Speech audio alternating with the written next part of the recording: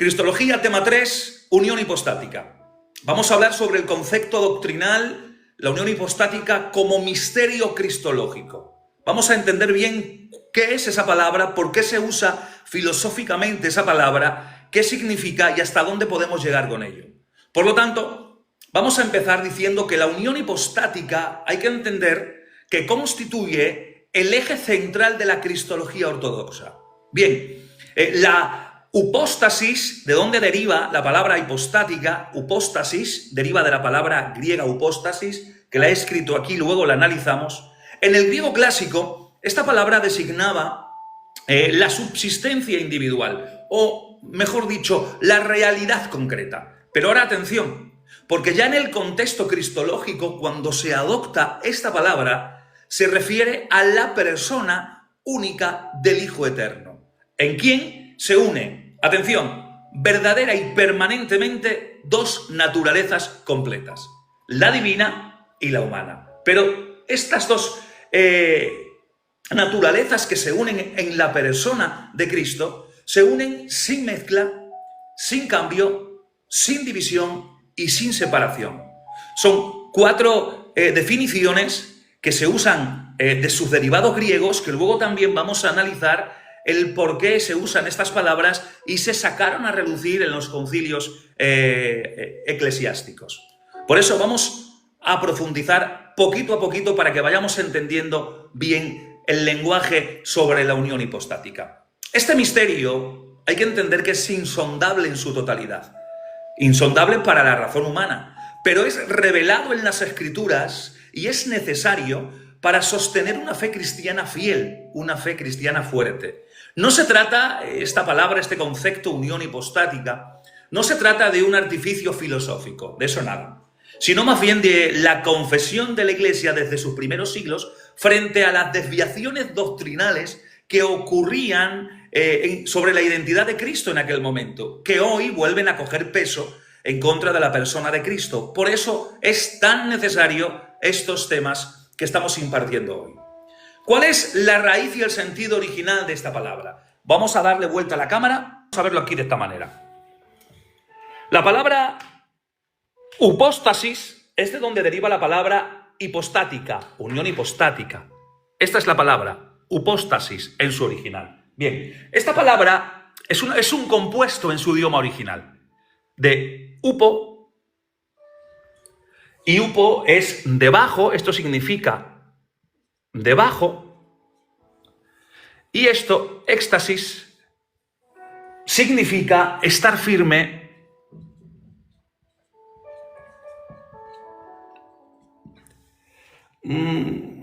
estar firme, sí, significa estar firme, porque el conjunto de esta palabra upóstasis, debajo y estar firme, la idea generalizada en la etimología de esta palabra es lo que está debajo como soporte, es lo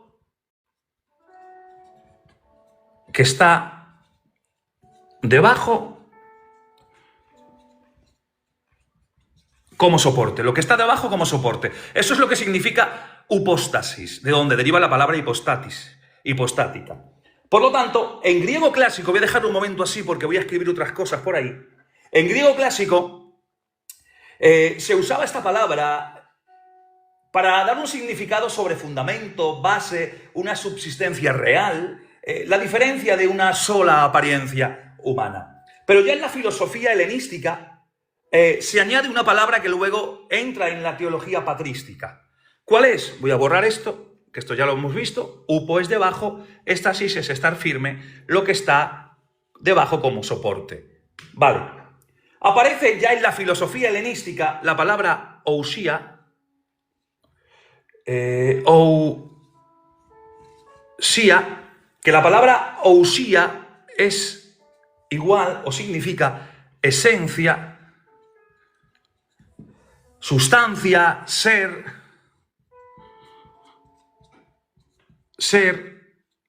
Esto es lo que significa la palabra ousia, que aparece ya en la filosofía helenística. Y esto significa, ousia, esencia, ser, viene a significar lo que algo es. Esto, voy a ponerlo en azul para que se pueda ver mejor. Esto viene a simbolizar lo que algo es. Lo que algo es. La usía. Y luego estaba la hipóstasis. Y la hipóstasis es la sustancia concreta de esa esencia. Esta palabra es la sustancia concreta de esta esencia, de esta usía, de lo que algo es. Luego ya estas palabras se tradujeron o se trajeron a la teología patrística. Y ousia, en la teología patrística, se usó para referirse a la persona concreta. Mejor dicho, a la naturaleza común del ser Dios. Cuando ya la palabra usía en la teología patrística se trae al estudio teológico, se usa la palabra ousia, ¿para qué? Para referirse a la naturaleza común. A la naturaleza común. La naturaleza común, es decir, lo que Dios es en su ser. Y se usa esto para hablar de la esencia de lo que Dios es en su ser. Y se usa la palabra hipóstasis para referirse a la persona concretamente. Es decir, esto se refiere a la persona. Hablar de hipóstasis o hipostática, hipóstasis, es hablar de la persona. Hablar de usía es hablar de la naturaleza común. Por eso, cuando se usa ousia en teología trinitaria, se habla de la naturaleza común, es decir, lo que Dios es en su ser. Y cuando se habla de hipóstasis en la Trinidad, se está hablando de la persona concreta, que es el Padre, el Hijo y el Espíritu Santo como subsistencias reales. Y eso es, en definitivas cuentas, lo que significa la palabra hipóstasis y el derivado de ello en ese sentido dentro de todos los conceptos. Ahora bien, vamos a seguir un poquito más y vamos a ahondar un poco más en esta profundidad. Cuando usamos esta capacidad técnica, estas palabras en la Biblia, cuando vemos en la Biblia, vemos que el término aparece muy pocas veces en el Nuevo Testamento. Aparece en Hebreos capítulo 1, versículo 3. Dice que Cristo es el resplandor de la gloria y trayéndolo al texto original, y la impronta de su hipóstasis sería el texto en su origen, de la persona en relación con Dios. Aquí hay unas palabras que no voy a poder escribir todo porque si no perdemos tiempo en la escritura, y son las 11 menos 10. Aquí hay una expresión en la traducción de Hebreos 1.3 que es caracteres hypostaseos, es decir, impronta, sello, exacto de la hipóstasis, es decir, exacto de la persona. Por lo tanto, la palabra carácter tiene que ver con marca, tiene que ver con sello, tiene que ver con reproducir con exactitud la forma. Y hipóstasis, como hemos analizado, es la sustancia real, la esencia concreta, aquello que subsiste realmente dentro de este concepto. Por lo tanto, aquí significa la realidad subsistente de Dios, su verdadero Dios, no algo abstracto, sino su ser verdadero. Esta palabra hipóstasis que hemos escrito en la Septuaginta se usa a veces para indicar fundamento, para indicar realidad estable, en algunos textos que no vamos hoy a mencionar.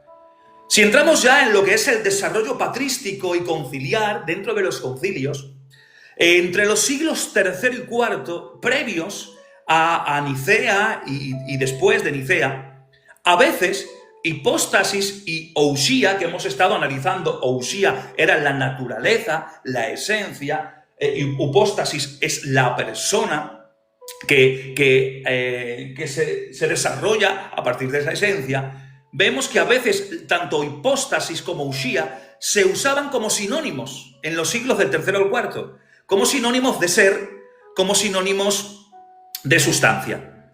Pero hubo una controversia arriana en ese momento. Y por esa controversia arriana se hizo necesario matizar y precisar estos términos.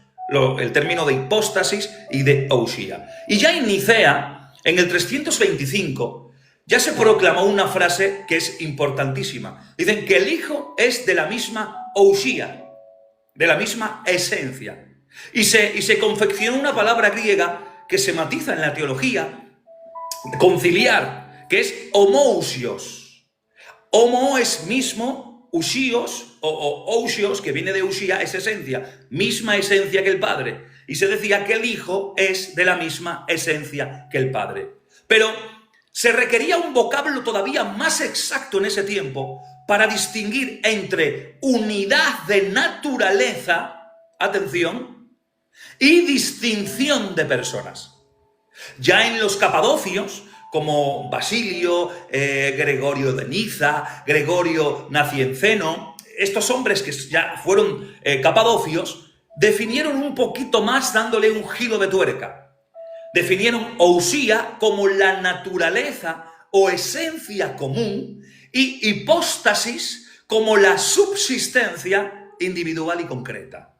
Por lo tanto, así tendríamos una ousía divina, es decir, una naturaleza divina en el ser trino, y tres hipóstasis: Padre, Hijo y Espíritu Santo. Vuelvo a repetir, ya con estos conceptos, ousía divina, tendríamos en el ser trino una naturaleza divina y tres hipóstasis: Padre, Hijo y Espíritu Santo. Pero en Cristo tenemos dos ousías, dos naturalezas, una divina y una humana, y una sola hipóstasis, la persona del Verbo, el Hijo. ¿Amén? Por lo tanto, vamos a seguir para que vayan entendiendo el hilo a donde yo quiero ir con la profundidad de este tema. Ya un poquito más adelante, en el Concilio de Calcedonia, sobre el 451 más o menos, 52, 51, 50, sobre esas fechas, ya se aplica a Cristo una gran verdad. Se dice de Cristo que Cristo es uno y el mismo Hijo, nuestro Señor Jesucristo, perfecto en divinidad, perfecto en humanidad, verdadero Dios y verdadero hombre, reconocido en dos naturalezas, sin confusión, sin cambio, sin división, sin separación, que ocurren en una sola persona y una sola hipóstasis, la persona del Hijo. ¿Amén? Por lo tanto, aquí ya vemos que hipóstasis habla de la persona subsistente del Verbo eterno que asume la naturaleza humana. ¿Amén? Así que vamos a entrar un poquito más en estas definiciones. Vamos a intentar definir un poco más, vamos a ir dándole capas y capas y capas a este tema para poder entenderlo con más profundidad.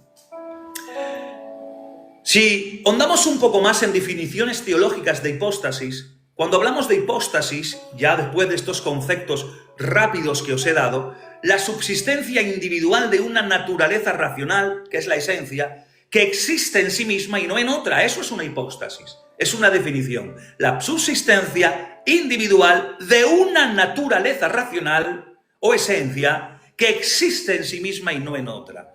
Es decir, usando esta terminología en Dios, vemos una esencia divina, vuelvo a repetirlo para que se nos quede el concepto, atención, y tres hipóstasis distintas: Padre, Hijo y Espíritu Santo en el ser trino.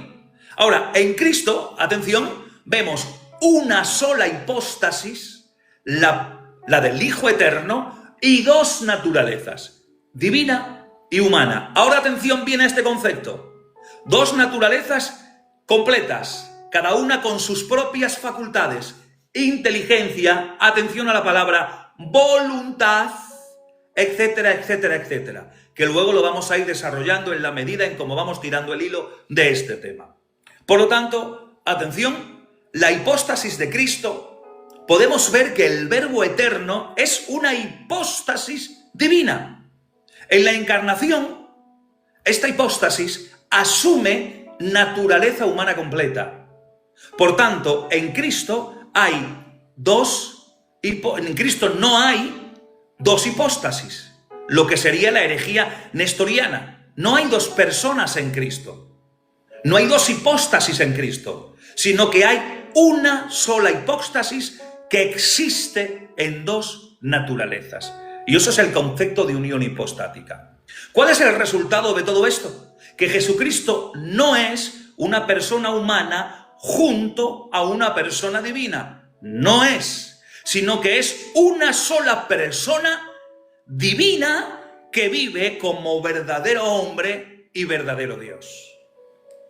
Atención.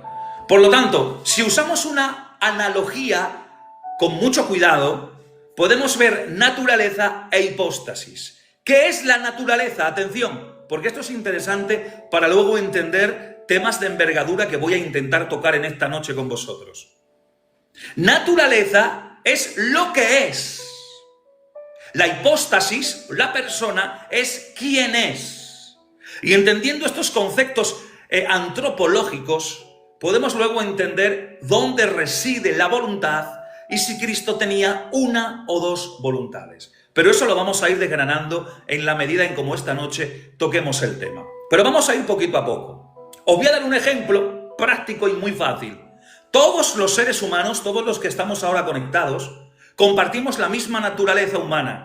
Todos somos humanos, todos tenemos naturaleza humana, pero cada uno de nosotros es una hipóstasis distinta. Yo soy una hipóstasis distinta, el Silva es una hipóstasis distinta, el Irra es una hipóstasis distinta y el Félix es una hipóstasis distinta.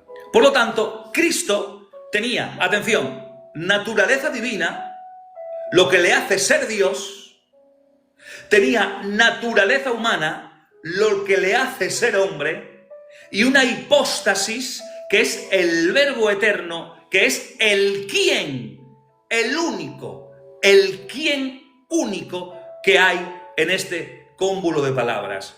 Por eso decimos que Jesucristo es verdadero Dios y verdadero hombre en una sola persona. Amén. Por lo tanto, vamos a profundizar sobre las implicaciones doctrinales sobre esto. Porque estas implicaciones doctrinales chocaban o refutan algunas herejías de antaño y que hoy se están volviendo a levantar contra la persona de Cristo. Este concepto de dos naturalezas en una persona, una sola hipóstasis en Cristo, va en contra del nestorianismo. Porque Nestorio creía que eran dos personas, una persona divina y una persona humana unidas moralmente. ¿Pero qué dijo la Iglesia usando Biblia? No, solo hay una hipóstasis, el Hijo.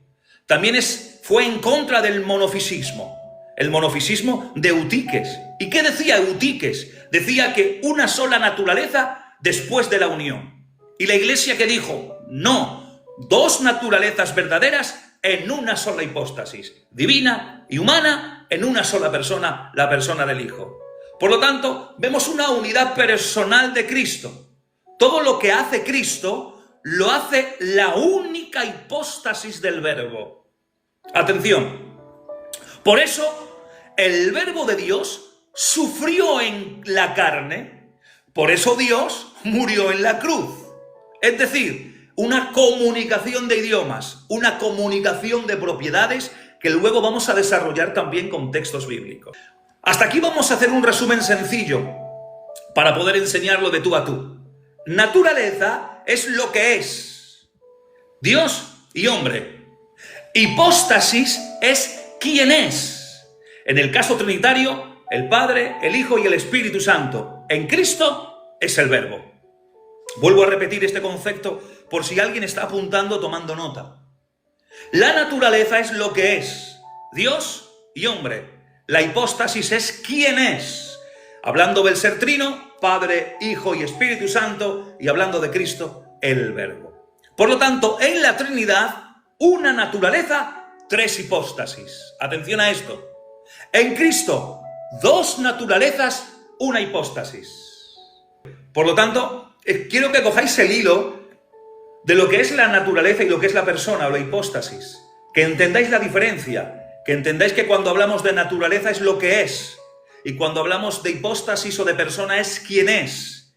Para poder entender que en la Trinidad hay una sola naturaleza con tres hipóstasis. Y en Cristo hay dos naturalezas con una hipóstasis. Y luego vamos a asociar conceptos. Entre ellos la voluntad. Y entender bien el concepto. Aunque a algunos se nos rompa quizás los esquemas en esta noche. Pero el motivo de esto es entender mejor la persona de Cristo, enamorarnos más de la persona de Cristo y no cometer herejías y defender la verdad escritural.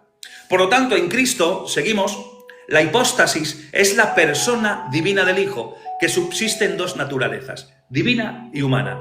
Y esa hipóstasis es el quién de Jesús, el Verbo eterno de Dios hecho carne. ¿Cuáles son las implicaciones teológicas de este concepto? Vamos a dar un fundamento soteriológico. Acordaos que la palabra soteriología es el estudio de la salvación. Vamos a dar un fundamento soteriológico en este caso. Si Cristo no fuera plenamente Dios, su sacrificio carecería de valor eterno. Si Cristo no fuera plenamente hombre, no podría representar a la humanidad. Solo un mediador plenamente divino y humano puede reconciliar a Dios con el hombre. Por eso dice 1 de Timoteo 2:5, porque hay un solo Dios, atención, y también un solo mediador entre Dios y los hombres, Jesucristo, hombre.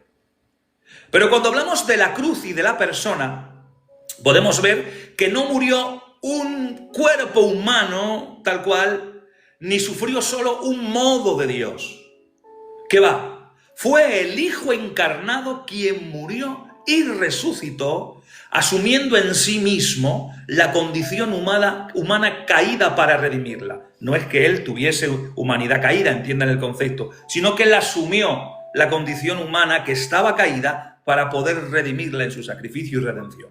Por lo tanto, vemos la exaltación de la humanidad y vemos que la humanidad de Cristo no se despoja en la glorificación, sino que es elevada a la diestra del Padre. Por eso, dice Hebreos 2, del 10 al 18, porque convenía que aquel para quienes son todas las cosas y por quien son todas las cosas, lleven muchos hijos a la gloria. Y todo el texto en hacia adelante, si lo pudieseis leer en casa, veis cómo se glorifica la humanidad y se coloca a Cristo a la diestra del Padre.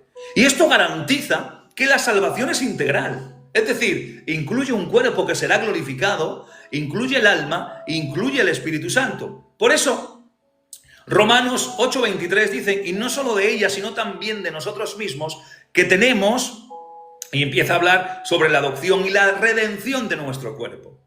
Por lo tanto, atención, en conclusión, hasta aquí, la única hipóstasis es el puente que une la eternidad con la historia, la sanidad divina con la carne humana y la Trinidad con la redención. Esa es la unión hipostática, señores y señoras. Es el puente que une todos estos conceptos. Atención. Por eso vamos a hablar sobre fundamentos bíblicos de la unión hipostática usando textos bíblicos. Porque la doctrina no surge como una elaboración posterior, sino como una síntesis fiel al testimonio de Jesucristo. En Juan 1:1 vemos, y el verbo fue hecho carne. Y si tradujésemos hecho carne en el griego, no puedo escribir todo, voy a escribir algunas palabras que vea yo más fundamentales, para no perder tiempo. Hecho carne o fue hecho carne es shar egéneto, que es un auristo, es un tiempo auristo. ¿Qué indica esta expresión? ¿Qué indica la profundidad idiomática? Indica un hecho histórico, no una apariencia, que fue real, que fue hecho carne, que era una naturaleza humana real, que no era un espíritu ni algo que se parecía, era carne, tenía humanidad. Teológicamente hablando, el Logos eterno se hace verdadero hombre sin dejar de ser Dios. Por eso, otro texto es Colosenses 2:9, donde dice que en él habita corporalmente, atención, toda la plenitud de la deidad. Y aquí hay dos palabras que sí me llaman la atención: plenitud y deidad. La palabra plenitud, traducida en su origen, es pleroma. Y la palabra deidad es teotes aquí. No voy a escribirlas para no perder mucho tiempo. Si vemos que tal, algunas sí las escribimos. Bien, ¿qué expresan estas palabras? Expresan la totalidad y la permanencia de la divinidad de Cristo. La palabra pleroma aquí, en su contexto más idiomático, subraya la totalidad sin falta. Es decir, completo, que no hay que añadirle nada más, que es una totalidad sin falta. Atención, y teotes, hablando de la divinidad, esta palabra resalta en su origen, subraya la esencia divina misma. Y con estas dos palabras en su origen en este texto están refutando tanto la reducción arriana de la divinidad como la división nestoriana de personas en Cristo. Otro texto es Filipenses capítulo 2, versículos del 6 a 8. Hay una palabra aquí, extraigo una palabra que es se despojó a sí mismo, tomando forma de hombre, y hablaba sobre la forma de Dios, morfeteou en griego, que esto es igualdad ontológica a Dios. La palabra morfe habla de igualdad, no de semejanza, no de parecido, sino de una igualdad ontológica. No hablan de la misma persona, sino que habla en relación a la ontología dentro de la esencia que comparten, que es la misma. La palabra ekenosen, que es de donde proviene la palabra kenosis, que no, es una renuncia al ejercicio independiente de atributos, no a la esencia divina. Cristo no renuncia a la esencia divina. Cristo no se rebaja haciéndose menos Dios que Dios Padre. Comparten la misma esencia. Lo que renuncia es el ejercicio independiente de atributos que limita en el uso prerrogativo por medio de la limitación del cuerpo humano, de la naturaleza humana que adhiere ante sí. Porque la encarnación es como adicción de humanidad, no pérdida de divinidad. En el descenso toma la adicción de la humanidad, pero no pierde nada de la divinidad. Hebreos 2:14, otra frase que extraigo, participó de lo mismo. ¿Por qué uso esta palabra? Porque Cristo comparte activamente la condición humana, excepto en el pecado.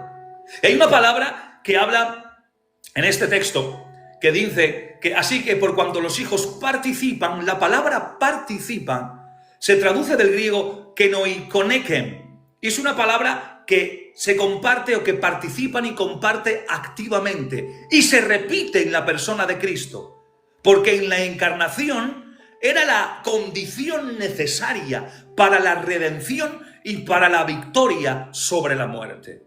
Por lo tanto, dando una conclusión bíblica a todo esto, atención, la unión hipostática no es deducción especulativa. ¿Qué va? No es una deducción, no es algo especulativo que se deduce, no, sino que es una confesión fiel a la revelación progresiva de las Escrituras, hablando del concepto de unión hipostática. Ahora, ¿cuáles son las características de la unión hipostática? Ahora sí, vamos a ir a la pizarra, que es lo que en los concilios se analizó. Sin confusión, son las características de la unión hipostática, sin confusión, sin cambio, sin división y sin separación. Pero vamos a analizarlas todas ellas. La palabra, esta primera palabra, que es asunjutos, esto significa sin confusión.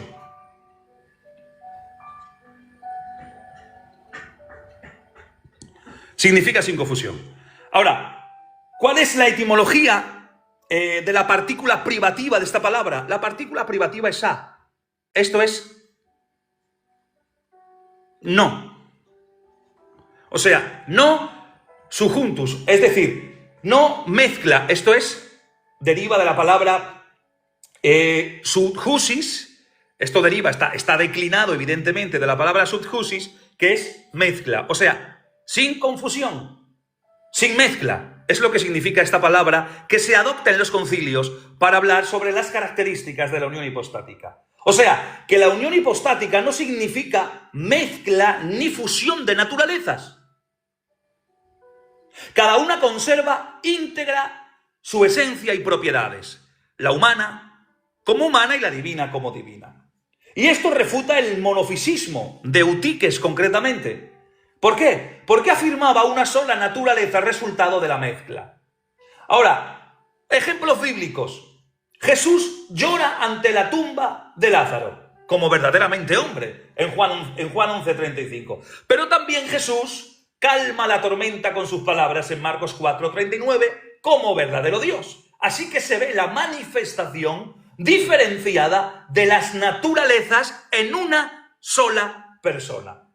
Ahora, la segunda palabra que se toma es atreptos. Y la palabra atreptos es sin cambio.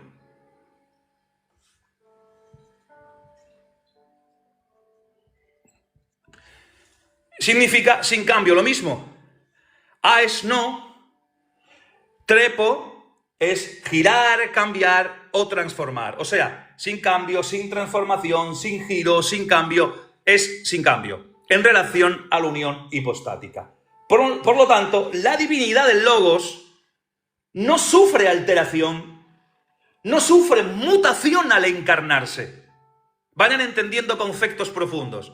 No sufre alteración, no sufre mutación al encarnarse, la divinidad del Logos. El verbo, el Logos, permanece inmutable. Atención. Por eso dice Juan 1:1 que en el principio era el verbo. Y en Hebreos 13:8 dice que Jesucristo es el mismo ayer, hoy y por los siglos. Por lo tanto, esto significa que la humanidad fue asumida, no absorbida ni transformada en divinidad, sino que fue asumida. ¿Amén? Otra palabra, la tercera palabra, es adiaireptos. Adiaireptos. Y esto significa sin división.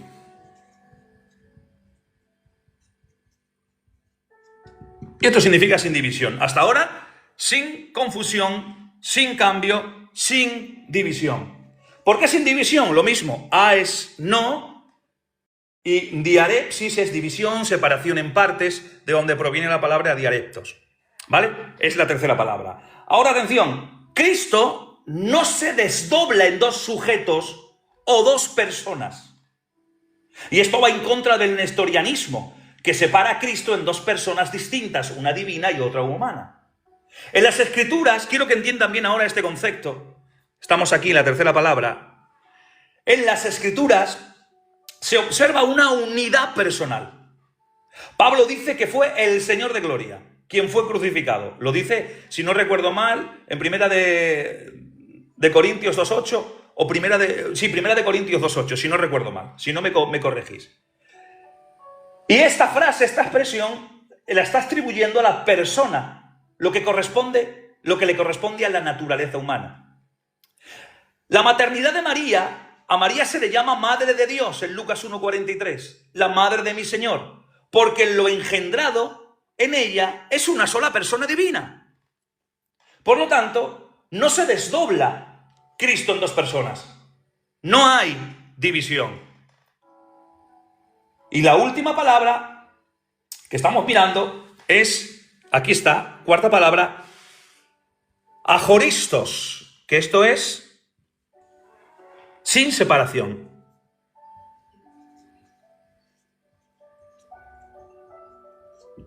Sin separación. Ajoristos. Lo mismo, es no, y la palabra jorizo, que es separar, apartar y dividir, ¿de dónde deriva o declina la palabra ajoristos? Ahora atención, una vez realizada, la unión no se rompe, la unión hipostática, no se rompe, ni siquiera después de la muerte, ni siquiera después de la resurrección, ni siquiera después de la exaltación. ¿Qué va? La humanidad de Cristo sigue existiendo, glorificada en la persona del Hijo. Por eso en primera de Timoteo 2:5 dice que hay un solo Dios y un solo mediador entre Dios y los hombres, Jesucristo, hombre. Y nuestro cuerpo será transformado conforme al cuerpo de la gloria suya, como dice Filipenses 3:22. Por lo tanto, voy a darle la vuelta ya a la cámara. Por lo tanto, si hacemos una síntesis teológica de estos 4 adverbios calcedonianos de Calcedonia, del concilio que hemos visto, asujuntos, atreptos, adiarectos y adjuristos, estos 4 adverbios protegen la fe de extremos heregéticos. ¿Cuáles? El monofisismo, porque es sin confusión; contra la mutación divina, porque es sin cambio, la unión hipostática; contra el nestorianismo, porque no hay división en la unión hipostática; contra el adopcionismo o la separación, porque no hay separación. O sea, que son adverbios que se usan para ratificar y para, de alguna manera, solidificar, dando un golpe en la mesa, de que Cristo es Dios, una sola persona con dos naturalezas. Cuando hablamos de la unión hipostática, también hablamos de esa naturaleza divina y humana en una sola persona, como hemos estado desarrollando. Y hay conceptos que son doctrinales, y quiero dar ahora un desarrollo exegético. Atención, un desarrollo exegético. ¿Cómo? Usando terminología y un marco conceptual. Como hemos dicho, yo creo que hasta estas alturas, después de todo esto que hemos estado hablando, sabéis lo que significa hipóstasis, la derivación y el significado de ello. Hipóstasis, de la palabra upostasis, en la teología trinitaria cristológica, designa, lo vuelvo a repetir, a la persona o la subsistencia individual. En Cristo, lo vuelvo a repetir, hay una sola hipóstasis, la del Hijo Eterno, pero hay dos naturalezas, lo que se podría decir en griego phuseis, que son la divina y la humana. Una hipóstasis, dos naturalezas. En la Trinidad es diferente. Hay una naturaleza, tres hipóstasis, la del Padre, la del Hijo y la del Espíritu Santo. Amén. Por lo tanto, hablamos de la naturaleza, y cuando hablamos de la naturaleza entendemos el concepto antropológico, es lo que es. Atención ahora, porque esto es interesante, y de ahí la confusión doctrinal en relación a la persona de Cristo. La naturaleza es lo que es, o sea, el conjunto de atributos esenciales que componen la naturaleza. Y la persona es el quién que subsiste y actúa con el conjunto de atributos esenciales que son la naturaleza. Amén. La fórmula calcedoniana en el 451 decía más o menos: uno es el mismo Cristo en dos naturalezas, y se nombraban los cuatro adverbios, sin confusión, sin cambio, sin división y sin separación. Ahora, quiero daros alguna definición básica de principios auxiliares, y a lo mejor aquí sí nos vamos a volver locos, pero aquí voy a borrar, permítanme borrar, porque aquí sí que tenemos que escribir, porque son conceptos que parecen nuevos, pero no son nuevos, solo que quizás no se han leído, no se han estudiado o no se han enseñado. Quiero daros unas definiciones básicas de principios auxiliares que tienen que ver con la hipóstasis. Y para ello vamos a usar dos términos que quizás suenen a nuevo para algunos. Anupostatos, déjenme colocar esto que me pide hacer aquí una pieza, ya está, listo. Anupostatos, vamos a escribirla aquí.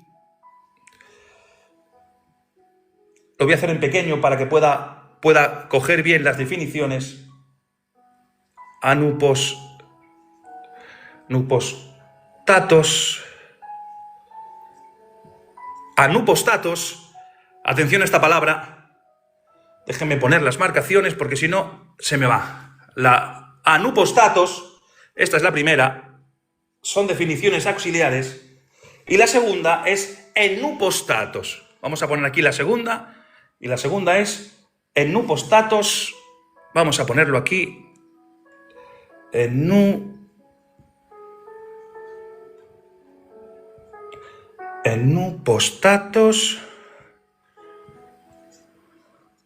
enupostatos. Estas dos son definiciones básicas de principios auxiliares. De esta palabra, de anupostatos, deriva la palabra anipóstasis. De aquí deriva la palabra, para que la podéis tener en castellano, anipostasis. Y de esta palabra, enupostatos, deriva la palabra técnica enupóstasis. Enupóstasis. Bien, ¿ahí lo veis bien? ¿Ahí lo tenéis? Vale. ¿Por qué esto? Voy a explicar qué significa esto. Vamos con la primera, anupostatos, de donde deriva la palabra anipóstasis. Esto significa literalmente sin hipóstasis, persona propia. Esto significa sin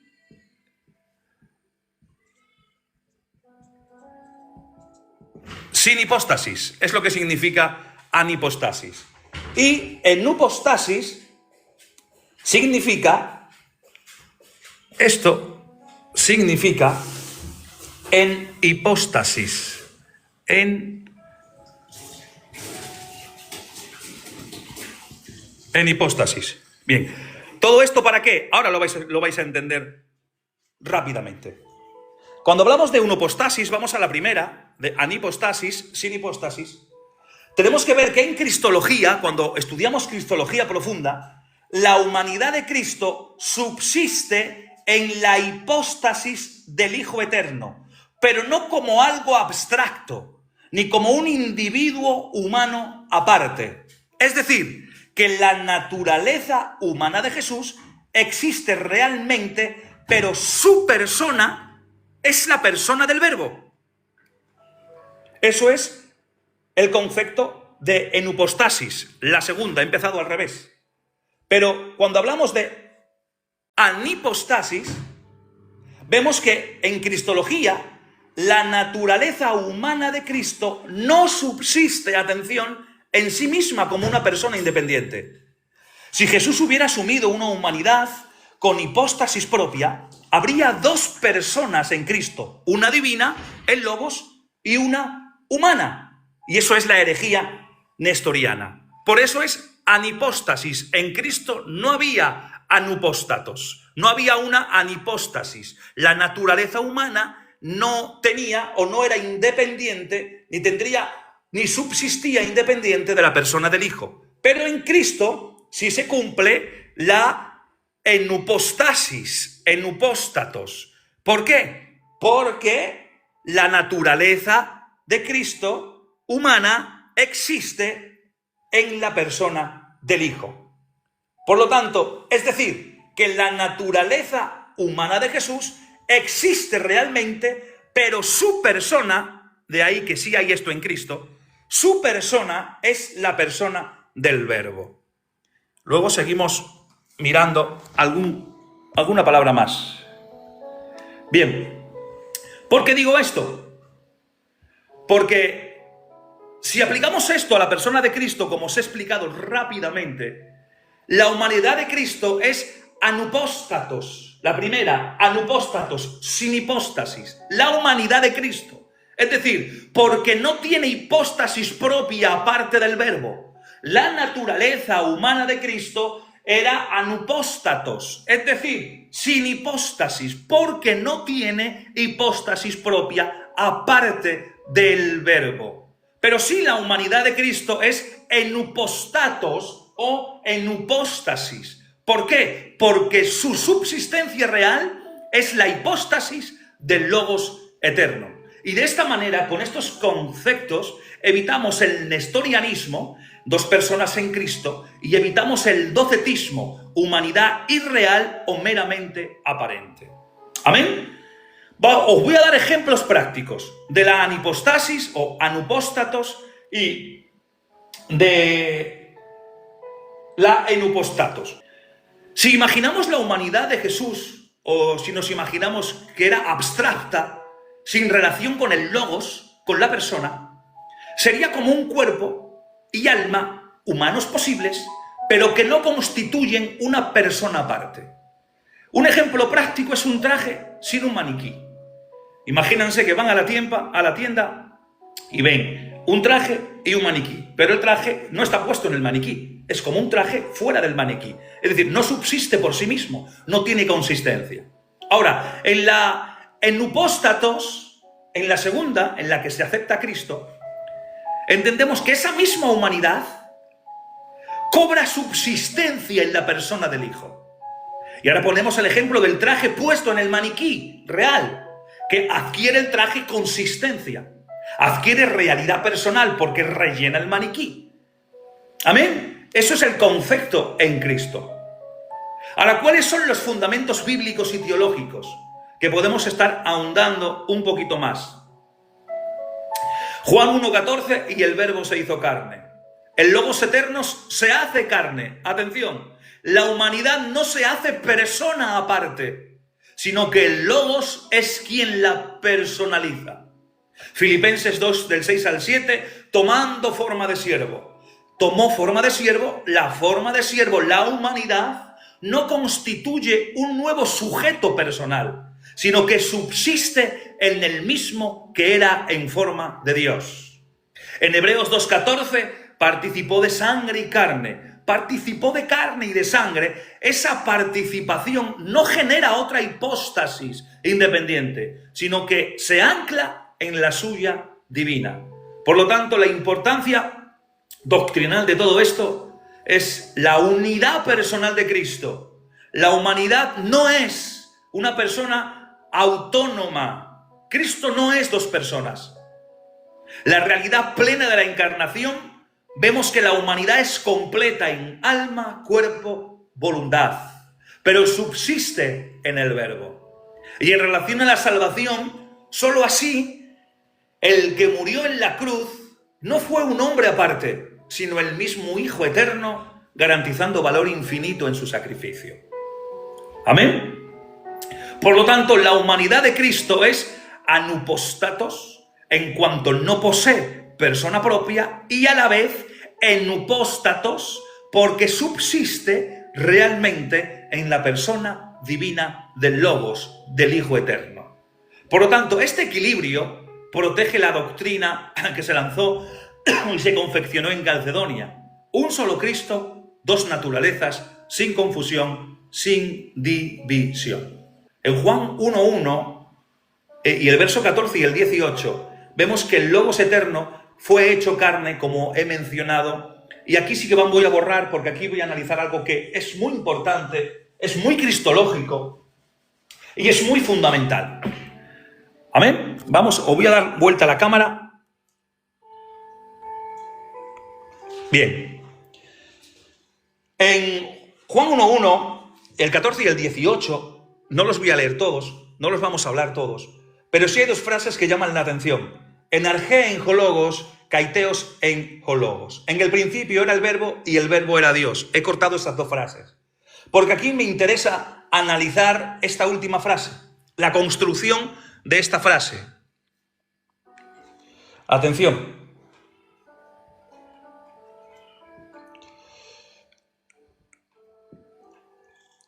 Teos, atención a esto que es lo que más me interesa.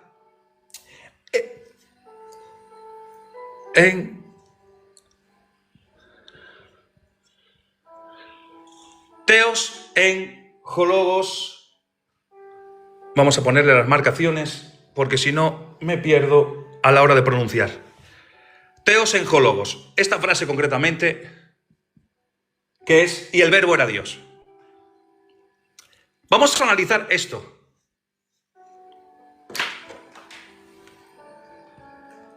En, que es el imperfecto, era. Esto no pinta el azul, lo voy a poner con el negro.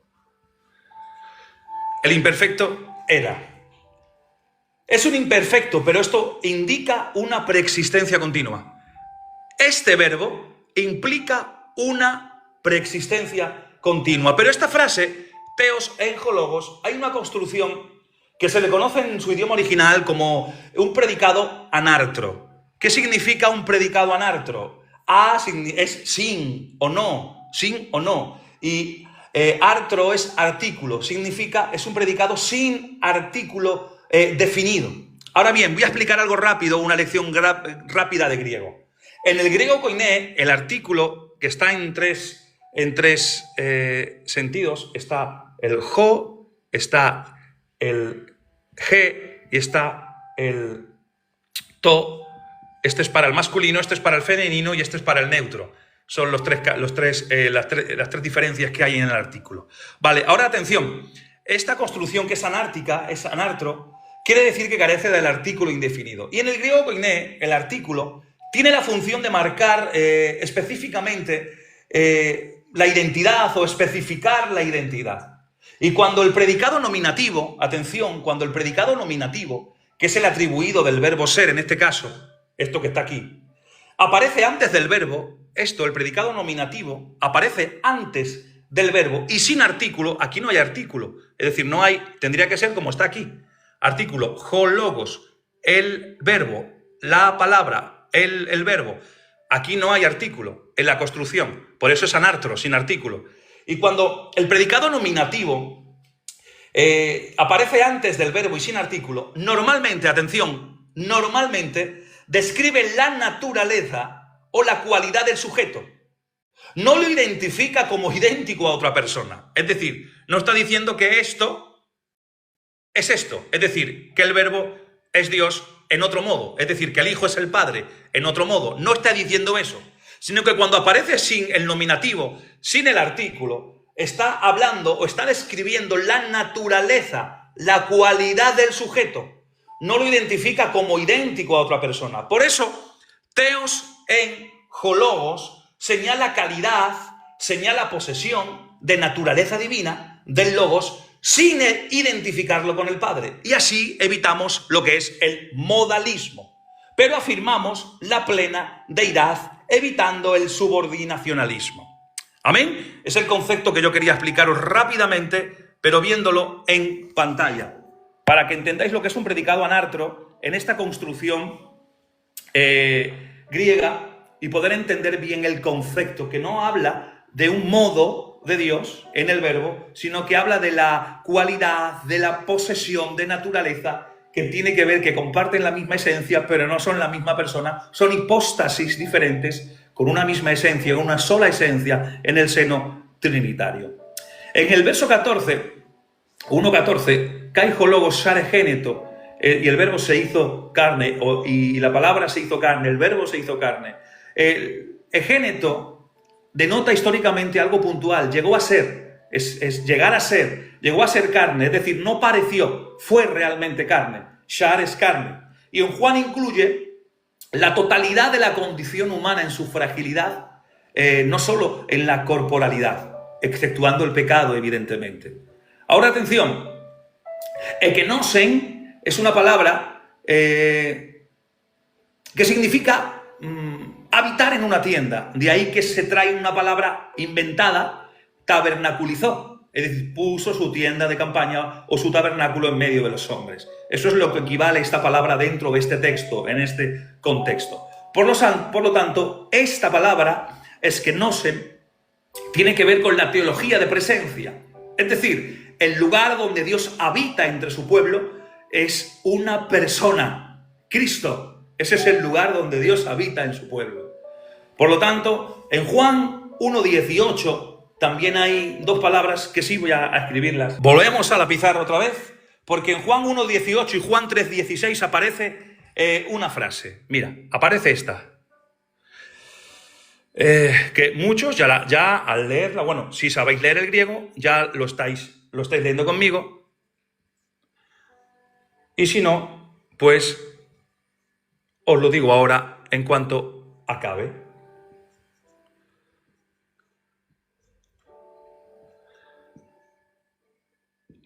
Monogenes teos, unigénito Dios. Y esta palabra también aparece en Juan 3.16 como monogenes huíos.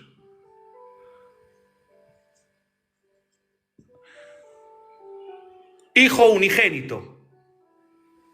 Monogenes, teos, monogenes, huíos. Aparece en Juan 1.18 y en Juan 3.16.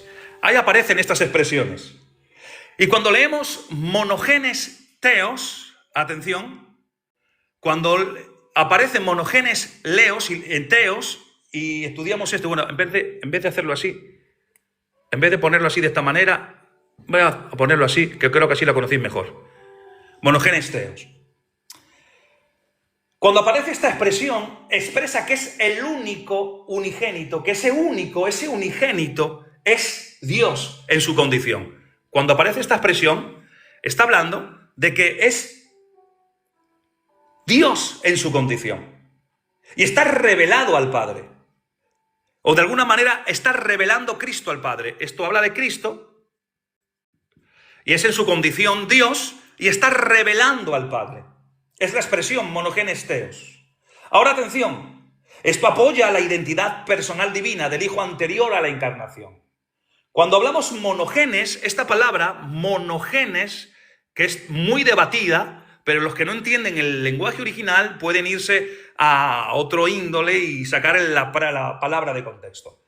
Monogenes literalmente significa único en su género. Esto es, único en su género. Es la palabra monogenes, único en su género. La etimología de monogenes es monos, podríamos dividirla, monos, que es solo, único, y genes, que viene de genos, es tipo, linaje, etcétera, etcétera, por ahí. ¿Y esto qué implica esta palabra? Implica, dentro de su etimología más profunda, unicidad y exclusividad. Esta palabra implica unicidad y exclusividad. Explica que no es primogénito en el sentido ordinario, sino único de su clase o único de la misma esencia. Y cuando se usa la palabra teos en acompañación, entendemos que ya teos es Dios.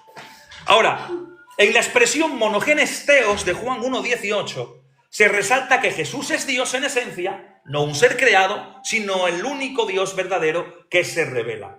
Ahora bien, borramos esto y ahora vamos a poner monogenes huíos de Juan 3:16. Y cuando aparece monogenes huíos, esto es hijo, monogenes, unigénito, esta combinación está enfatizando la relación filial que solo y exclusivamente tiene con el Padre. Esta combinación, no me deja escribir con el azul, bueno, con el negro. Esta combinación de genes más huíos indica su unicidad como hijo, no uno más entre hijos, pero también indica su relación de origen divino. O sea que esto indican dos cosas. Primero, indica su unicidad como hijo,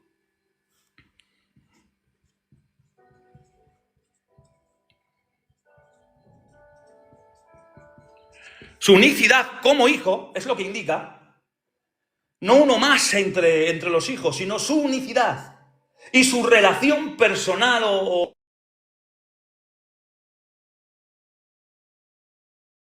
su relación de origen divino.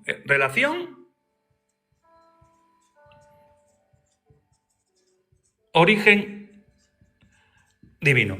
Estas dos cosas representan monogenes huíos de Juan 3:16. Ahora, hay distinciones teológicas. Monogenes teos, que hemos escrito antes, enfatizan la naturaleza divina de Cristo. Monogenes huíos enfatiza su relación filial con el Padre. Y ambas expresiones apuntan a la unidad hipostática, es decir, que Jesús es completamente Dios, teos, y completamente hijos, huíos, sin confusión de naturalezas. ¿Amén? O sea, es necesario a veces escribir estas cosas, sé que tardo más, pero es necesario porque así lo visualizáis y os quedáis más con el concepto. Ahora, en Filipenses 2, del 6 a 8, hay una adicción de humanidad, no una sustracción de deidad. Cuando dice que existiendo en la forma de Dios, en la morfe de Dios, siendo igual a Dios. La palabra morfe, que se traduce por forma de Dios en este texto, no es una apariencia externa, sino una condición, un estatus esencial. Es lo que significa la profundidad de esta palabra. Isateou, que habla de igualdad con Dios, es una afirmación ontológica al más puro y estricto condicionante de la regla. Por lo tanto, el Señor no se aferró, no se agarró a nada para poder de alguna manera dejar algo que Él tenía en el cielo. Cristo no usó su igualdad como Dios en beneficio propio. Hay otros textos de alta cristología personal que nos hablan sobre esa impronta de la hipóstasis, ese sujeto que es la impronta de la hipóstasis, que es Cristo, el que es el Padre mismo que participa de carne y sangre, una persona idéntica, divina y humana reales. ¿Cuáles son esos textos de alta cristología personal? Primera de Timoteo 2:5. ¿Qué dice? Dice, un solo mediador, el hombre, Cristo Jesús. O sea, que la mediación presupone la unión representada, que representa a Dios y representa al hombre porque es Dios hombre. En primera de Timoteo 3:16, dice que fue manifestado en carne. Y este lenguaje de encarnación por manifestación del sujeto preexistente. En Romanos 9:5 dice, el cual es Dios sobre todos, bendito. Y aquí vemos una atribución de deidad al Mesías según la carne. Ahora, si analizamos un poco lo que es una síntesis dogmática desde la exégesis, si hablamos de la unión personal o hipostática, podemos ver que las acciones pertenecen a la persona del Hijo de Dios. Y cada naturaleza, atención, opera según lo propio, pero sin sujetos paralelos. Atención. Y a esto lo podemos llamar, o se llama técnicamente, comunicación de propiedades o una afirmación personal. Voy a daros ejemplos prácticos. Vengan conmigo. Hechos 20:28. Dice, la iglesia de Dios, y después dice, con su propia sangre. Vemos la afirmación sangre, que es propia de la naturaleza humana. Se atribuye a Dios en cuanto a la persona del Hijo. Vemos una comunicación de propiedades. Ahora, vemos también la asunción sin cambio, porque la encarnación es la adición de la humanidad, no la mutación de la deidad. Ahora, hay algo que a mí me llama mucho la atención, que es una máxima soteriología que fue expresada por Gregorio el Nacianceno, que dice, lo no asumido, no sanado. Es decir, que la salvación requiere una humanidad completa asumida por el sujeto divino. Y así pues se ratifican o se quitan errores históricamente destacados a la luz del texto bíblico. ¿Cuál es la conclusión teológica y exegética de todo esto, compañeros? Atención, que la exégesis converge en que el mismo Hijo Eterno, que era Dios, de Juan 1:1, fue hecho carne en Juan 1:14, tomando de Filipenses 2:7, verdadera humanidad en la cual habita permanentemente toda la plenitud de la deidad de Colosenses 2:9. Por lo tanto, la Iglesia, confiesa con calcedonia lo que las Escrituras enseñan. Una sola persona, dos naturalezas completas, sin confusión, sin cambio, sin división, sin separación. Solo así, Cristo es verdadero mediador y su obra tiene valor eterno y eficacia humana. Por lo tanto, la doble naturaleza de Cristo en la Escritura podemos ver un desarrollo exegético. Atención, vemos que la naturaleza divina, el Hijo Eterno posee plenamente la esencia de Dios con todos sus atributos. Atención ahora, la naturaleza humana en la encarnación asumió una humanidad completa con cuerpo, alma racional, voluntad y emociones. En la unidad personal, ambas naturalezas existen inseparablemente en la única persona del Verbo, sin división, sin mezcla, sin confusión. Por lo tanto, hay textos que podemos hacer un análisis rápido, como hemos analizado Juan 1:1, que hemos visto aquí, ese uso anartro de teos, de ese predicado cualitativo, en Juan 2:20, Juan 20:28, ya se me iba otro texto en la cabeza, cuando aparece Tomás y confiesa a Cristo como Dios verdadero, Juan presenta esta confesión culme en el Evangelio, y así sucesivos textos que hemos estado mencionando. Ahora, yo pregunto, ¿dónde reside la voluntad? ¿En la naturaleza o en la persona? Y así podemos responder con la persona de Cristo, después de tirarnos casi 2 horas explicando bien qué es naturaleza, qué es hipóstasis o persona. ¿Dónde reside la voluntad? ¿En la naturaleza o en la persona? Luego de que hemos explicado todo esto, si uno ha estado atento, ya puede responderla por sí mismo. Si todavía tiene conceptos preconcebidos, aún después de todo lo que hemos explicado bíblicamente, teológicamente, exegéticamente e idiomáticamente, entonces tiene que volver a escuchar el tema. Vamos a aplicar a Cristo. Vamos a aplicar a Cristo una voluntad humana que reside en la naturaleza humana que el Verbo asumió. Y una voluntad divina que reside en la naturaleza divina del Hijo. Porque cuando hablamos dónde reside la voluntad, tenemos que aplicar y enseñar lo que hemos enseñado qué es la naturaleza y qué es la persona. ¿Quién actúa? Una sola persona, la hipóstasis del Hijo, que usa ambas naturalezas. Pero vamos a hacer una distinción clave entre persona y naturaleza. Y para eso entramos lo que es en la dinámica de la antropología bíblica para poder entenderlo. La naturaleza es lo que es algo. Atención. Es el conjunto de facultades. Es el conjunto de propiedades esenciales. Intelecto, voluntad, etcétera, etcétera, etcétera. Eso está en la naturaleza. Lo que es algo. Y luego la persona es quién es. Es el sujeto que usa esas facultades y realiza actos, usando las facultades que la naturaleza o las naturalezas aportan a la persona divina. Esta regla clásica que difiere de naturaleza, lo que es algo, y persona, quién es una regla clásica de Occidente y de Oriente que coinciden en el mismo concepto filosófico o antropológico. La voluntad como facultad, atención, es propia de la naturaleza. El uso de la voluntad es propio de la persona. Vuelvo a repetir esta idea. La voluntad como facultad es propia de la naturaleza y el uso de esa voluntad es propia de la persona. Dicho de una manera más simple, la capacidad de querer, la capacidad que uno tiene de querer, viene de la naturaleza. El acto de querer lo realiza la persona. Por lo tanto, en la antropología podemos ver por qué la voluntad es una facultad natural. Porque todo ser que comparte naturaleza humana tiene voluntad humana, igual que todos tenemos entendimiento humano. Pero personas distintas comparten la misma clase de voluntad porque comparten la misma naturaleza.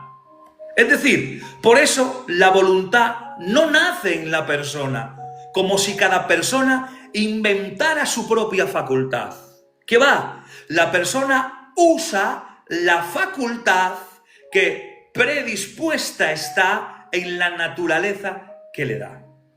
La facultad natural, la voluntad, el acto de querer y elegir es el telema y quien actúa es la persona.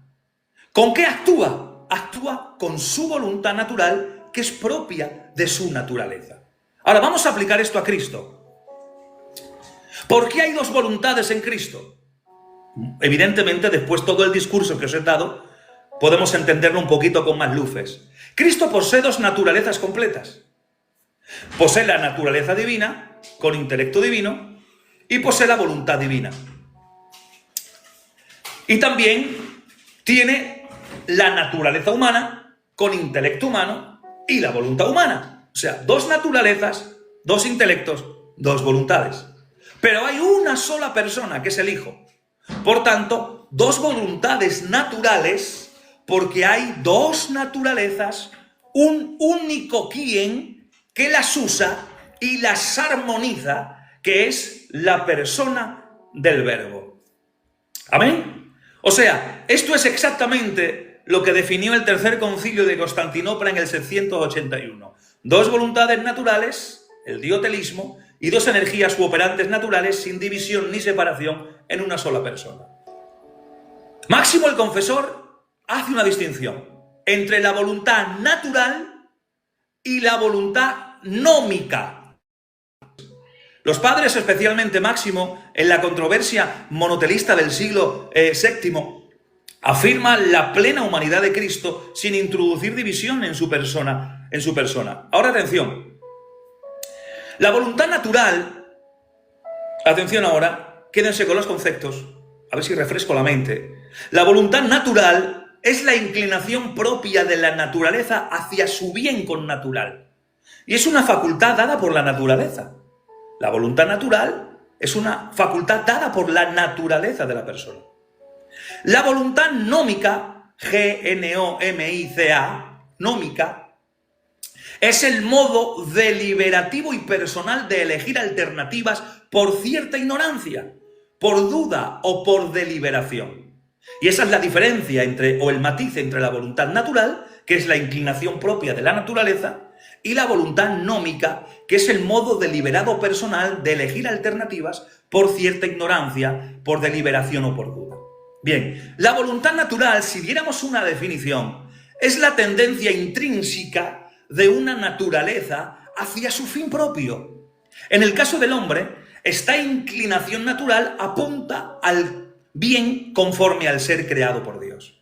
Vamos a usarla en Cristo. En Cristo, como verdadero hombre, Cristo tiene esta facultad, voluntad natural.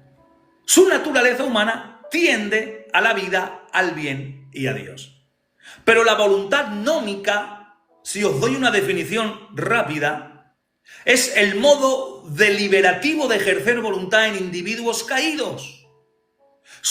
Esta voluntad nómica supone, desconocimiento, incertidumbre, posibilidad del error, lo que exige deliberación para poder decidir. O sea, los rasgos es que no es simplemente querer en la voluntad nómica, sino querer tras un proceso deliberado con posibilidad de equivocarse. Quiero que noten, voluntad es natural, voluntad nómica. Ahora, ¿Cristo tiene voluntad natural? Sí, pero en Cristo no existe la voluntad nómica, porque en Él no hay ignorancia, en Cristo no hay desorden interior. Su humanidad está unida al Logos de manera hipostática y por tanto su querer humano nunca ejerció en forma de duda o incertidumbre. ¿Amén? O sea, que en Getsemaní vemos mi voluntad expresa la inclinación natural humana a evitar ciertos aspectos que Cristo conocía y tu voluntad expresa la obediencia al plano divino de salvación. No hay contraposición moral entre dos voluntades de las dos naturalezas en la persona del Hijo, sino que hay una subordinación perfecta. La voluntad natural humana se somete libremente al querer divino. Y así se salvaguarda la plenitud de la humanidad de Cristo. Tiene voluntad humana real y también se salva la unidad personal, porque no hay dos sujetos que luchan, sino una persona que armoniza. Pero también se salvaguarda la inmucabilidad. Es decir, que no existe en él una voluntad nómica que implique error o pecado. En Cristo no hay posibilidad del error, no hay posibilidad de pecado, porque no existe una voluntad nómica como tienen los seres caídos. ¿Amén? Si hacemos un ejercicio sintético rápido, Adán tenía una voluntad natural, buscar la vida, pero también una voluntad nómica, deliberar mal y caer. Cristo tenía una voluntad natural, inclinarse a vivir, pero no tenía una voluntad nómica, nunca deliberó en error. Y esa voluntad humana se ordena plenamente en el plano divino. Y esta distinción es útil para explicar a la Iglesia que la lucha en Getsemaní no fue entre obedecer o pecar, no, sino entre lo naturalmente humano y lo divinamente querido. Por eso la clave en esta noche es que la voluntad natural es una facultad de la naturaleza. La voluntad nómica es un modo de operar de esa facultad cuando hay deliberación o duda, pero que en Cristo no reside, en Cristo no existe. Por lo tanto, claves cristológicas a este punto: Cristo tiene voluntad humana natural porque asumió naturaleza humana completa. Cristo no tiene una voluntad nómica en el sentido de indecisión, por ignorancia o por error, porque no está afectado por el desorden del pecado. Por lo tanto, en Getsemaní no se haga mi voluntad, sino tu voluntad. No hay choque moral de voluntades, sino la inclinación natural humana a conservar ciertos aspectos libremente subordinada a la persona del Hijo, al designio salvífico divino. Por lo tanto, así se ve distinción real. Dos voluntades por naturaleza y una concordia o que concordian, perfectamente en una persona que las ordena sin un conflicto moral. Como decirlo en una frase un poquito más útil: quien actúa es la persona del Hijo. ¿Qué poderes usa o qué aspectos usa? Las facultades que le dan sus dos naturalezas, incluidas dos voluntades. ¿Cómo actúa? Con dos operaciones, divina y humana, en sinfonía perfecta. La voluntad humana se somete libremente a la voluntad divina sin confusión ni división. Ahora, hay objetos comunes a estas respuestas. Atención. Primera objeción: si hay dos voluntades, ¿no hay dos personas? Una pregunta que surge. Si hay dos voluntades, tiene que haber dos personas. No, porque como hemos explicado arduamente en esta noche, la voluntad es de la naturaleza y la persona es el sujeto único que emplea esa voluntad que le da la naturaleza. Dos naturalezas, dos voluntades, un sujeto, una persona, unión hipostática, Cristo. Hay otra objeción: ¿no se contradicen las voluntades? No. Puede haber diversa consideración del bien, la humana naturalmente, y la divina ordena la redención, pero sin una oposición moral. En Cristo, la humanidad consiente y adhiere plenamente el plan del Padre. Tercera pregunta: ¿oraba su humanidad a su divinidad? No, porque en la oración una sola persona, el Hijo, se dirige al Padre. La oración es acto humano del Verbo encarnado, que realiza según su naturaleza humana, pero el sujeto que ora es divino humano, es el mismo Hijo de Dios. Por lo tanto, hay un esquema didáctico en 3 reglas rápidas que os regalo. El obrar sigue a la naturaleza. 2 naturalezas, 2 modos de obrar, 2 voluntades. El acto es siempre de la persona. Una persona que realiza ambos modos de obrar, divino y humano. Y en Cristo, la voluntad humana está siempre en perfecta sinfonía con la divina. No hay confusión ni rivalidad, solo obediencia filial. Ejemplos bíblicos bien interpretados.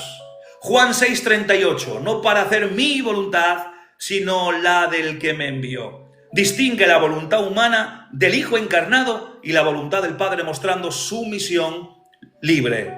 Lucas 22:42 muestra la inclinación natural humana y la adhesión perfecta al designio divino. Hechos 20:28 y 1 Corintios 8:2-8, la misma persona a quien se atribuyen afirmaciones divinas es la que sufre y muere, que son afirmaciones humanas. Unidad personal con 2 naturalezas y por tanto 2 voluntades. Ahora una conclusión corta para que la podamos memorizar. La voluntad reside en la naturaleza como facultad. El acto de querer lo realiza la persona. En Cristo hay 2 naturalezas, 2 voluntades naturales, divina y humana, una persona, un solo sujeto que quiere y obra según ambas, en perfecta coordinación para nuestra salvación. La unidad de la voluntad en la Trinidad, y así podemos entender la Trinidad y Cristo. Hemos dicho al principio que hay una unidad de voluntad. ¿Cuántas voluntades tiene el ser trino? La Trinidad, ¿cuántas voluntades tiene? Una. ¿Y cuántas personas hay? 3. Hay una usía, una esencia, y 3 hipóstasis, Padre, Hijo y Espíritu Santo. O sea, una voluntad, 3 personas. Una naturaleza, 3 personas. ¿Dónde reside la voluntad? En la naturaleza. Porque en el ser trino reside la naturaleza, que es una sola, que comparte las 3 personas, es una sola voluntad, porque reside la naturaleza y hay 3 personas que comparten la misma voluntad trinitaria. Ahora, vamos a Cristo. En Cristo hay una persona, 2 naturalezas. Hemos dicho que la voluntad recae en la naturaleza o es facultad de la naturaleza. Si Cristo tiene 2 naturalezas, entonces tiene 2 voluntades naturales que residen en la única persona de Cristo. Totalmente diferente a la Trinidad. Una naturaleza, 3 personas. Una voluntad para 3 personas. ¿Amén? Por lo tanto, la Biblia habla de una unicidad de Dios en su ser. Deuteronomio 6:4, escucha Israel, Yahvé nuestro Dios, Yahvé uno es. Dios es uno en esencia, un querer en uno mismo. Isaías 46:10, mi consejo permanecerá y hará que todo lo quiero. Singular, mi consejo, mi querer, una sola voluntad. No hay múltiples voluntades en Dios, una sola voluntad en el ser trino. Voluntad que es expresada en el Padre, en el Hijo y en el Espíritu Santo. Juan 5:19, el Hijo no puede hacer nada por su propia cuenta si no lo ve hacer al Padre. O sea, entender conceptos. Juan 6:38, he descendido del cielo no para hacer mi voluntad, sino la voluntad del que me envió. Aquí no se habla de dos voluntades divinas opuestos, sino de la comunión del querer único divino que el Hijo encarna en su misión. O sea, vemos textos donde podemos entender que en el ser trino, que es una sola naturaleza y tres personas hipóstasis distintos, la naturaleza tiene la voluntad una sola para las tres personas divinas, y en Cristo dos naturalezas y una persona, dos naturalezas se asocian, dos voluntades que se manifiestan en la única persona, que es la persona de Cristo. Por lo tanto, quiero terminar dando solamente un resumen rápido o una definición rápida a lo que es la comunicación de propiedades o la definición operativa. Porque la comunicación de propiedades entre ambas naturalezas, unión hipostática, es la regla teológica que permite los atributos, acciones o experiencias propias de una naturaleza divina o humana respecto a la única persona del Hijo encarnado. Es decir, en la unión hipostática del Verbo se puede decir o puede decirse de modo verdadero y no solamente figurado, tanto afirmaciones propias de la divinidad como afirmaciones propias de la humanidad. Una forma corta de decirlo, lo que es propio de cada naturaleza puede ser atribuido a la persona que las une, que es Cristo. Y para esto podemos dar un fundamento ontológico, porque es posible. Una unidad de hipóstasis en la encarnación, la hipóstasis, la subsistencia personal del Hijo, es eternamente subsiste en dos naturalezas completas. Hay, por tanto, un único quien que tiene existencialmente tanto la naturaleza divina como la naturaleza humana. Por lo tanto, distinción de naturaleza y persona. Naturaleza es lo que es el conjunto de facultades, voluntad, intelecto, omnipotencia, pasividad en Cristo. Y la persona es la hipóstasis, que es quien es el sujeto que posee y usa esas facultades de ambas naturalezas, la humana y la divina. Puesto que las propiedades pertenecen a la naturaleza y luego por ende a la persona, que es el sujeto que las usa, es legítimo afirmar que la persona, lo que de alguna manera se deriva de cualquiera de las naturalezas que posee, pasa por medio de la persona, por medio de sus naturalezas. Mira, vamos a aplicarlo rápido para poder entenderlo. Primero, quiero explicar también algo que puede sonar nuevo. No puedo escribirlo, qué pena. Hay diferentes tipos también de comunicación de propiedades. Para entender mejor, vamos a distinguir modos de esta comunicación que aparece en la teología. Está la comunicación idiomática o comunicación de propiedades, que es la afirmación o la atribución a la persona de propiedades propias de una naturaleza usando la expresión típica de esa naturaleza. Ejemplo, Dios nació, no en sentido de que la naturaleza divina sufrió nacimiento, evidentemente, sino que la persona divina nació según su naturaleza humana. Comunicación idiomática, comunicación de propiedad. Y aquí se trata de la atribución verbal de propiedades naturales a la persona. Pero luego hay una segunda o una variación de esta comunicación de operaciones, de propiedades, que es la comunicación de operaciones. Y la comunicación de operaciones en la persona de Cristo, atención, las obras externas, conocidas como ad extra, son realizadas en la historia, son obras de la persona, aunque según la naturaleza. Ejemplos, la resurrección es obra de la persona. Se dice que Dios resucitó, porque la persona divino-humana realizó la resurrección según la potencia divina de su naturaleza divina. Por lo tanto, aquí se trata de la atribución de las obras a la persona del Hijo, actuando según cada naturaleza. Pero también hay una tercera variación de esta comunicación de propiedades, que es la comunicación majestádica. ¿Qué significa? Que esto es atribuir al hombre de Cristo la dignidad o prerrogativas de la divinidad por razón de esa unión hipostática. Ejemplo, 1 Corintios 2:8. Dice, el Señor de gloria fue crucificado. Es decir, es una forma histórica de describir cómo la majestad divina se afirma o se predica del hombre de Cristo por la unión hipostática. Por lo tanto, atención, aquí se trata de la atribución de dignidad o de gloria divina al hombre Cristo, sin diluir la distinción de naturalezas. Por lo tanto, estas modalidades no agotan la realidad, pero ayudan a distinguir cómo se hacen las atribuciones sin equivocar la doctrina. Quiero terminar con una recomendación. Mantener siempre claro que la comunicación es a la persona y nunca se confunden naturalezas. Amén. Quiero dejarlo aquí en esta noche.